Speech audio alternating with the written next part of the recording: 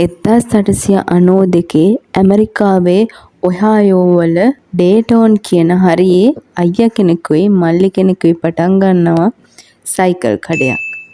අයියට අවුරුදු 25යි. මල්ලිට අවුරුදු 21යි. හැබැයි මෙයාලට ඕන සයිකල් හදන්න නෙවෙයි.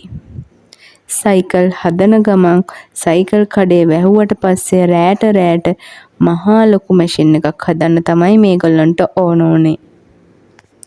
ඒ මැෂින් එක කොච්චර ලොකුද කියලා කියනවනම් ඒ මැෂින් එක ගැන අහපු හැමෝම කියන්නේ ඔක හදන්න බෑ කියලා. ඒගොල්ලෝ එයාලට hina වෙනවා. එයාලා ඒ වැඩේ නම් අතෑරියේ නෑ. මෙහෙම හදපු මේ මැෂින් එක 1903 දෙසැම්බර් 17 වෙනිදා මෙයාලා ටෙස්ට් කරනවා.